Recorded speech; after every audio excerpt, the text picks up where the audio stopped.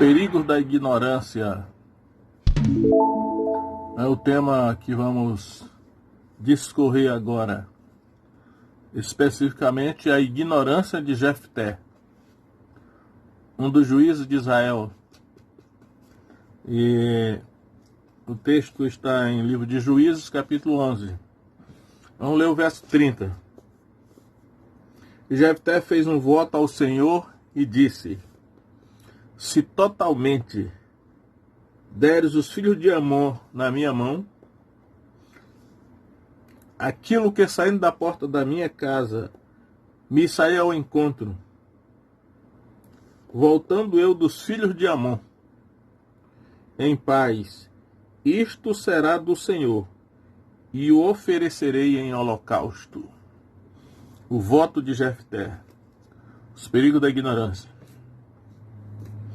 Então vamos analisar um pouco esse texto, né? Em primeiro lugar, devemos lembrar que Jefté era filho de uma prostituta. Ou seja, ele era um bastardo, por assim dizer, né? Juízes 11:1. Era então Jefté, o gileadita, homem valoroso, porém filho de uma prostituta. Mas Gileade gerara a Jefté. Então, Jefté, ele era, por assim dizer, um bastardo. Um filho ilegítimo, filho de uma prostituta. Porém, em virtude dessa questão, o Velho Testamento tem um Novo Testamento, né? Eu sempre digo que se nós não fizermos distinção entre os dois testamentos, iremos errar na aplicação da palavra de Deus e causarmos mais mal do que bem. Então, até onde me lembro, o termo bastardo aparece no Novo Testamento uma vez só. Vamos examinar lá em Hebreus capítulo 12. Hebreus capítulo 12, verso 8, diz o seguinte: mas se estáis sem disciplina, da qual todos são feitos participantes, sois então bastardos e não filhos. Então, a carta escrita à igreja judaica, hebraica, por isso, aos hebreus, né? Uma comunidade de crentes judeus. E aí o autor, inspirado, ele diz que ele está falando aqui da paternidade de Deus, naturalmente uma paternidade espiritual. E aí eu quero fazer exatamente essa distinção, que no Antigo Testamento a questão da bastardia era uma questão física, biológica, humana, e algumas orientações a respeito de bastardia, né? Mas à luz do Novo Testamento, bastardo é todo aquele que não tem Deus como seu pai espiritual.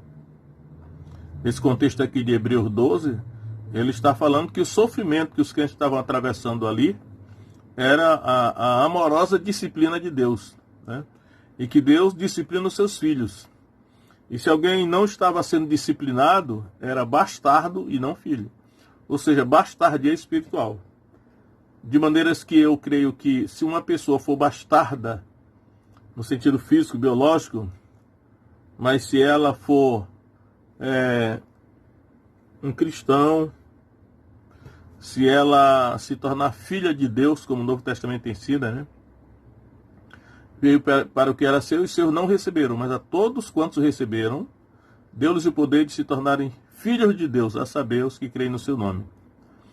Então, de maneira que já não sois mais servos, nem escravos, mas filhos, e se filhos também herdeiros por Deus e cordeiros de Cristo. Então, os cristãos, né, discípulos de Jesus, eles não são bastardos, ainda que o possam ser fisicamente, mas a paternidade de Deus, ela supre a questão da bastardia. De maneira que, mesmo que Jefté fosse um filho ilegítimo, filho de uma prostituta, se ele se tornasse um cristão, né, seguidor de Jesus, isso estaria resolvido. Mas, então, só para tirar essa dúvida aí. Em segundo lugar, vou ver aqui o texto. Eu creio que o grande problema aqui de Jefté não foi o fato dele ter nascido de maneira ilegítima, fora do casamento, da aliança de casamento. Esse não era o problema. Ainda que pudesse parecer ser, mas não era, né? O verdadeiro problema aqui foi que os seus irmãos, né? Porque o texto vai dizer que a esposa de Gileade, né? Ela teve outros filhos, ela teve filhos, né? Vamos ver aqui. Também a mulher de Gileade lhe deu filhos. E quando os filhos desta mulher ficaram adultos, expulsaram a Jefté. E lhe disseram: não herdarás na casa de nosso pai, porque és filho de outra mulher. Então o verdadeiro problema aqui foi a falta de amor, né? A falta de misericórdia, a falta de compaixão dos filhos de Gileade, seus irmãos de Jefté. Esses sim que eram filhos legítimos, né? Eles eram filhos realmente da esposa, mas eles não tiveram a misericórdia nem a compaixão, agiram com impiedade e crueldade em relação ao seu meu irmão Jefté, e o expulsaram. Então, o grande problema aqui foi a crueldade, né? A desumanidade desses irmãos de Jefté, que o lançaram fora e o expulsaram. Foi isso que gerou os problemas, né? Então, ele foi expulso pelos seus irmãos. E dá a entender aqui, inclusive, que o motivo da expulsão foi uma questão de herança, né? Porque eles estavam de olho na herança, tipo assim, no patrimônio, porque se Jefté permanecesse entre eles, seria mais um para repartir a herança, né? Quando fosse fazer a partilha com a morte do pai, Jefté seria mais um para compartilhar da herança. E aí, pensando só em dinheiro, né, na questão patrimonial, os irmãos de Jefté o expulsaram. Esse foi o grande problema, né? Por isso que no Novo Testamento Jesus diz: e de aprender o que significa misericórdia quero e não sacrifício, nem os holocaustos, né? Misericórdia. Vamos ver aqui agora. Foi expulso por seus irmãos, né? E aí vem, em consequência de Jefté ter sido expulso por seus irmãos, expulso de casa, do seio da sua família, porque indica aqui tudo que ele foi criado no seio da família. Enquanto eram menores de idade, os irmãos de Jefté o suportaram, né? Porque diz aqui: e quando os filhos desta mulher ficaram adultos, expulsaram Jefté. Ou seja, eles só expulsaram Jefté depois que eles se tornaram adultos. Então Jefté teve muito tempo para conviver com eles, né, com a sua família, né, no caso a sua madrasta, mas o seu pai, os seus meus irmãos, quer dizer, ele sentiu o gosto de ter uma família, de conviver numa família, naquela comunidade ali. E certamente foi muito mais doloroso isso, porque somente quando ele estava adulto, né, os seus irmãos adultos também, é que ele foi expulso de casa, ou seja, ele ficou, como diria, desorientado, né? Com quem ele iria andar? Teria que arranjar uma outra família. E aqui vem realmente o grande problema, as consequências já daquela ação dos irmãos de Jefté, é que diz aí, verso 3. Então Jefté fugiu de diante de seus irmãos e habitou na terra de Tobi.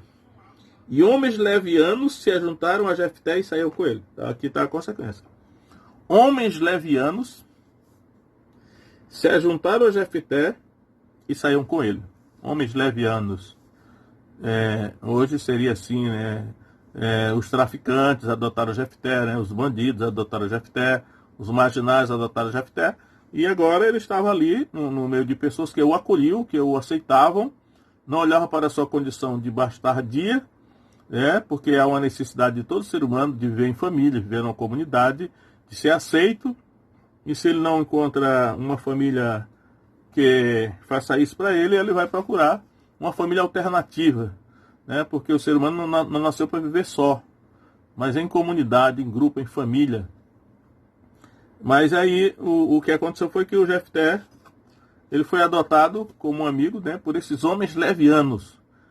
E aí tem um versículo no Novo Testamento que eu quero citar aqui, que vem bem a propósito, 1 Coríntios capítulo 15, verso 33, onde Paulo diz o seguinte: não vos enganeis, as mais conversações corrompem os bons costumes. Olha, as mais conversações corrompem os bons costumes. Há uma outra tradução que diz: as mais companhias corrompem os bons costumes. E tanto faz as mais conversações como as mais companhias, porque nós conversamos com quem nós andamos. Então, naturalmente, que as pessoas com quem nós andamos vão nos influenciar. Aqui está dizendo, corrompem, né? Se andarmos em mais companhias, os nossos costumes serão corrompidos. É possível que na casa do seu pai, tu me diga que sim, o Jefté, ele teve bons costumes. Aprendeu a lei de Deus, da religião de Israel, do judaísmo. Aprendeu algo sobre Deus. Mas ao andar com aqueles homens levianos que passaram a andar com ele, é interessante que antes de voltar lá, ainda diz assim o verso seguinte, 1 Coríntios 15, 34. Vigiai justamente e não pequeis, porque alguns ainda não têm conhecimento de Deus. Digo para a vergonha vossa. Então, o perigo da ignorância, a Jefté agiu por ignorância, mas essa ignorância teve uma origem, né? Que foi a influência desses homens levianos com que ele passou a andar. E aqui eu não culparia nem Jefté, porque não sobrou alternativa para ele, se os seus próprios irmãos, na casa do seu pai, o expulsaram, ele iria para onde, né? Aonde ele encontrasse acolhida, é onde ele iria ficar. Então, a acolhida que ele encontrou foi desses homens levianos que andavam com ele. Né? E aí ele fez esse voto precipitado, né? Eu vou saltar naturalmente todo o enredo aqui, que eles foram guerrear contra os amonitas, né? Eles foram guerrear contra os amonitas.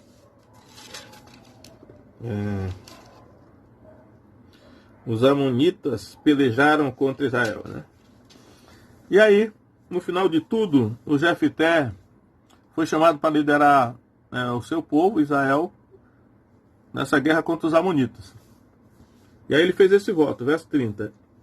E Jefté fez um voto ao Senhor e disse: se totalmente deres os filhos de Amon na minha mão, aquilo que saindo da porta da minha casa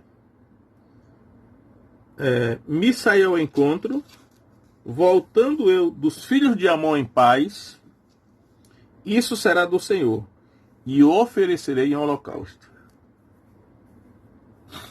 Oferecerei em holocausto. Então daqui nós podemos tirar algumas lições, né? Existe uma ideia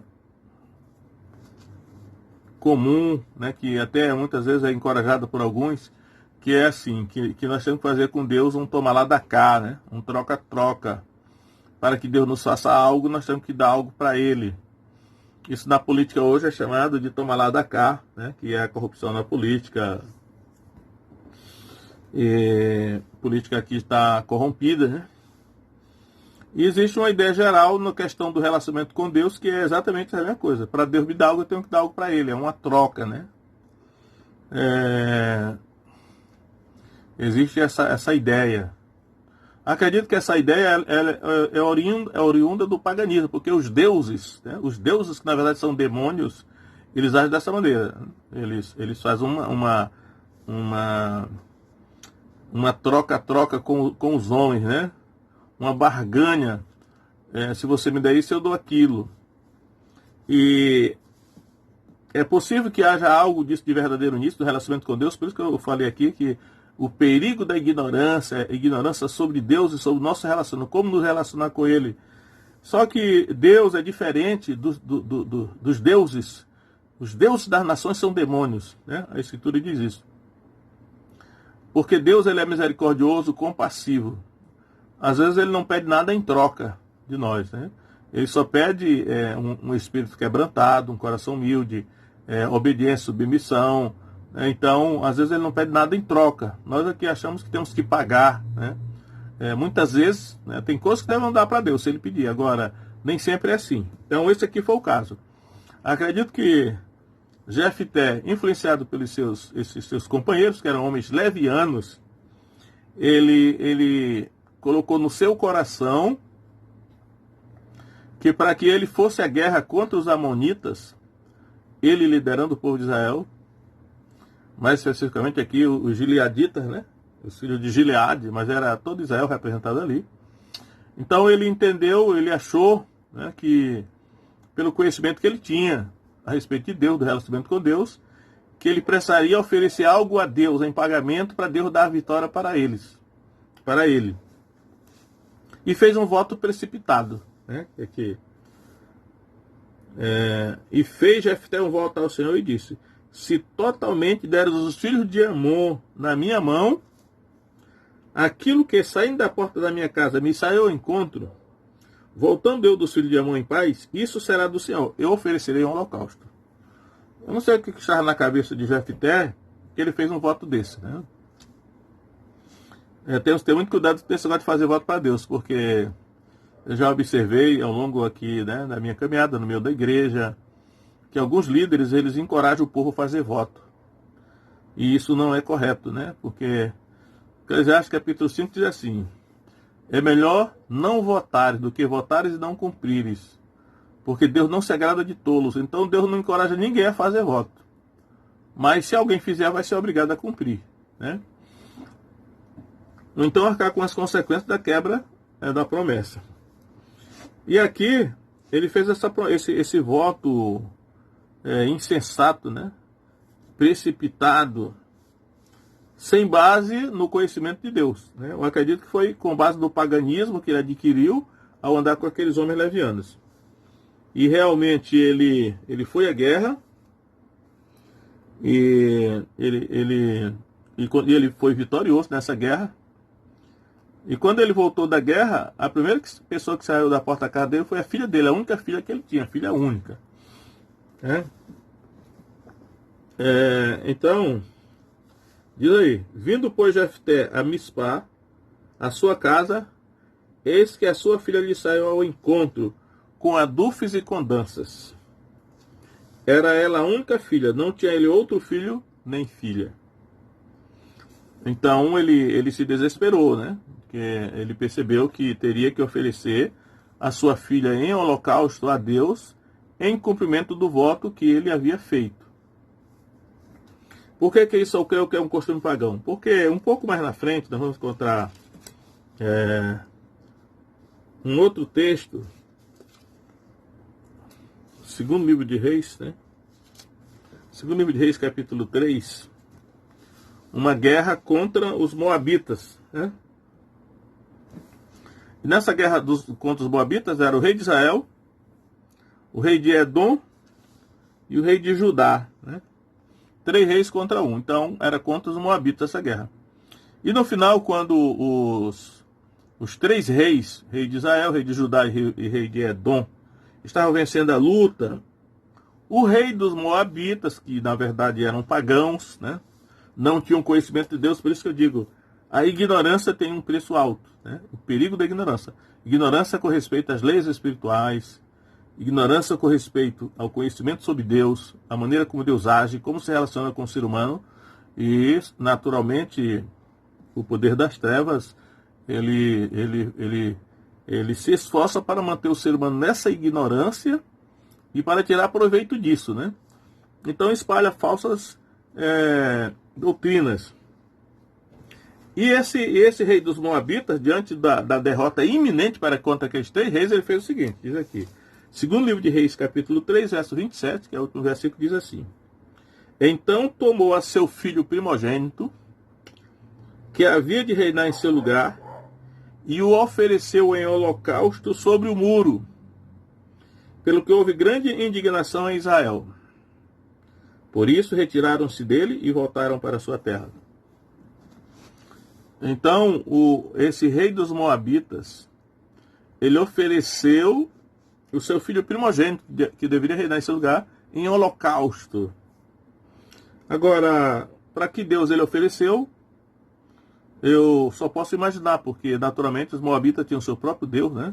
Os Amonitas tinham os seus deuses, os filisteus tinham o seu Deus. Cada nação tinha o seu Deus, né? E naturalmente os Moabitas, esse rei dos Moabitas, ofereceu o seu filho em holocausto para o Deus deles, que na verdade era um demônio, né? Que os deuses das nações são demônios, que são mentirosos, enganam e ensinam falsa doutrina para os seres humanos. Pois foi nessa fonte de conhecimento que o Jefté bebeu para tomar a mesma atitude em relação ao seu relacionamento com Deus de Israel, que é o verdadeiro Deus, né, o Criador dos céus e da terra. Então, foi um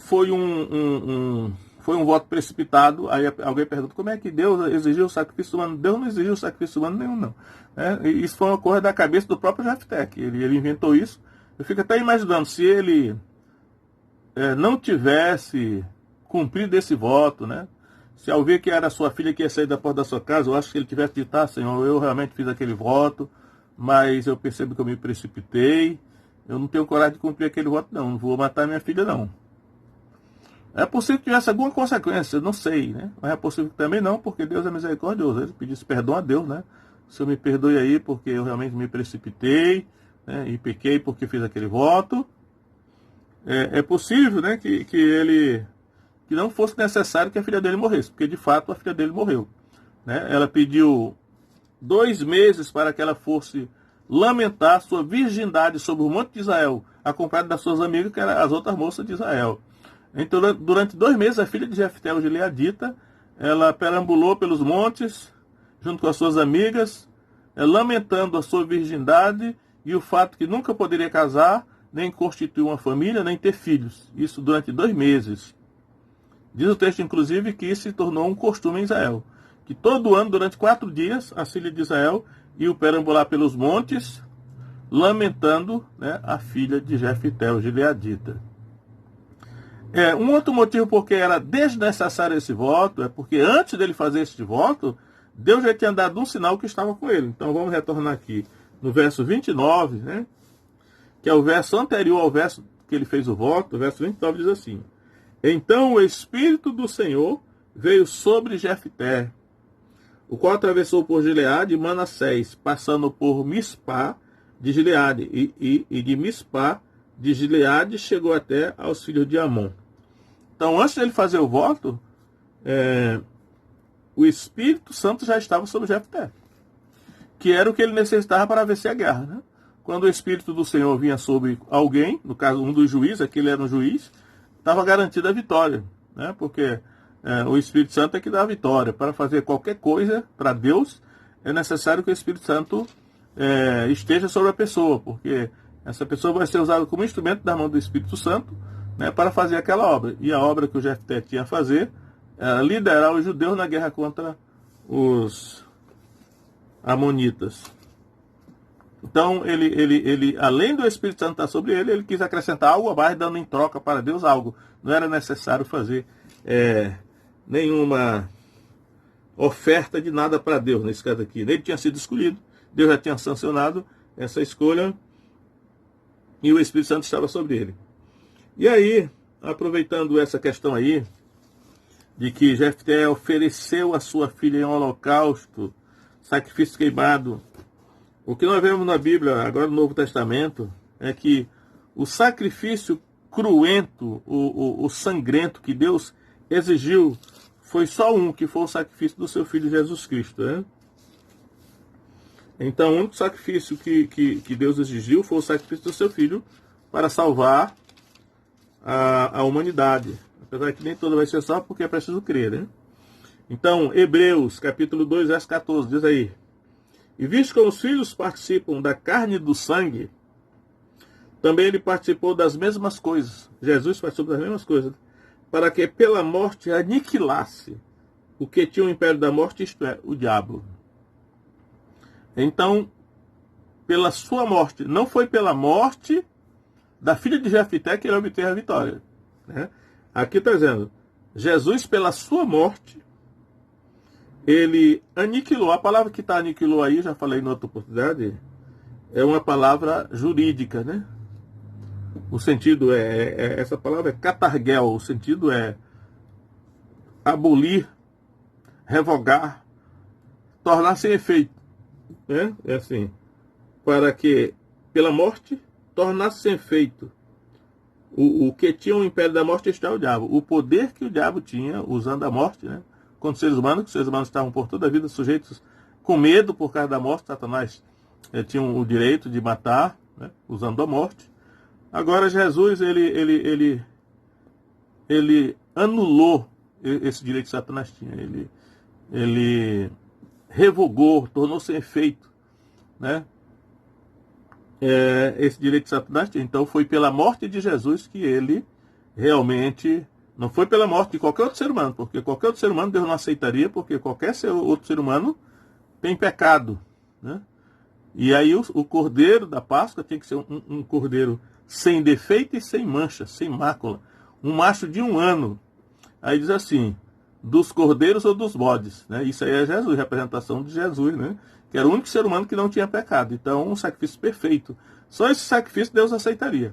E também quem ofereceu esse sacrifício não foi o rei dos Moabitas, que ofereceu o seu filho para a gente sobre o muro, para ganhar a guerra, perdendo para não ser derrotado. E nem foi também Jefité, que entregou a sua filha, supostamente, para que Deus desse a vitória para ele na guerra.